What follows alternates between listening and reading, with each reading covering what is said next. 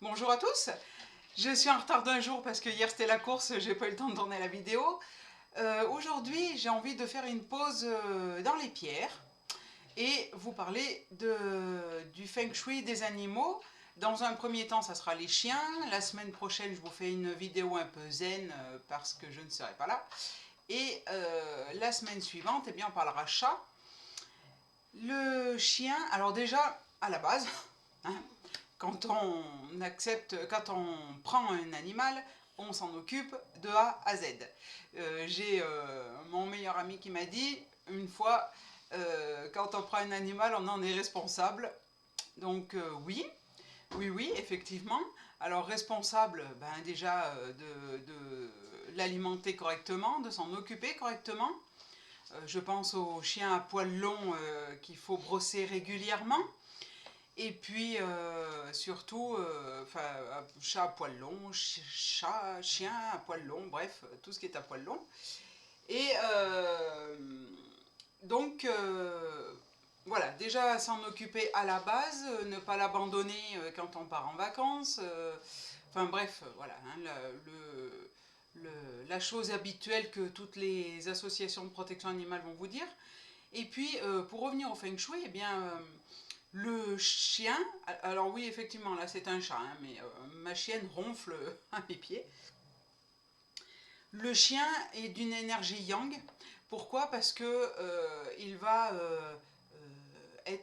faire des fêtes à son patron quand il va rentrer, il va jouer, et de ce fait, eh bien, ça va faire circuler l'énergie, la dynamiser. Euh, et donc, il va falloir séparer l'espace jeu de l'espace repos et de l'espace alimentation et repas. Alors, de l'espace jeu, il serait plus... Pour moi, il serait plus dans le salon, puisque le salon est toujours d'une énergie yang parce qu'il y a beaucoup de circulation. Ensuite, l'espace repos, eh bien, pourquoi pas dans le bureau, et dans le bureau ou dans une pièce un peu plus yin, un peu plus calme. Et pour ce qui est de l'espace repas, eh bien, pas forcément dans la cuisine, hein, mais ça peut être la salle à manger, ça peut être, voilà. Éviter de tout mettre dans l'entrée, parce que l'entrée, il y a beaucoup de circulation, et donc le chien qui dort dans l'entrée, ben, c'est pas... disons que si c'est un petit chien, je pense surtout à la mienne, un shih tzu qui aboie que quand on sonne à la porte. Je pense pas que ça va faire grand chose, mais c'est surtout à tous les chiens qui sont des bergers, bergers allemands, bergers australiens, bergers.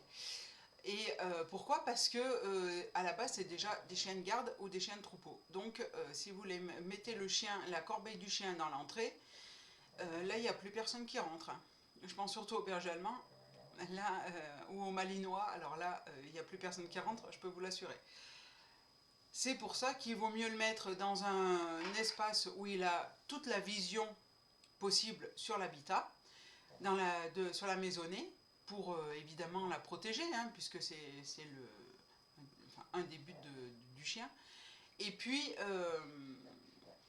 surtout, ne pas mettre l'espace sommeil, l'espace repos dans la chambre, puisque la chambre c'est réservé au couple, à l'amour, et le chien n'a rien à y faire.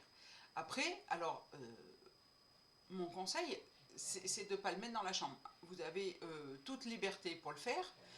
Euh, c'est vrai que si je prends mon cas, ben avec ce qui nous est arrivé ces dernières années, c'est sûr que ma chienne ayant mal vécu la situation, bon, elle dort dans la chambre, ok.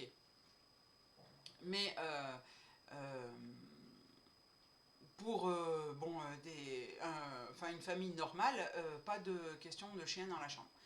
Éventuellement avec les enfants, mais pas dans celle du couple. Et puis, il y en a qui font dormir leur chien sur leur lit. Oui, sauf que c'est toujours pareil, si vous laissez trop de liberté à un chien, euh, un jour, c'est lui qui va dominer. Même si au départ, c'est pas un chien dominant. Alors donc voilà, le mieux c'est de ne pas le mettre, ce n'est pas, c'est de ne pas le mettre dans la chambre. Voilà. J'espère que ça vous aura aidé un peu. Si vous avez aimé cette vidéo, likez, partagez sur tous les réseaux. Et puis je vous dis à la semaine prochaine pour une vidéo beaucoup plus zen. Et on se revoit dans 2 semaines. À bientôt!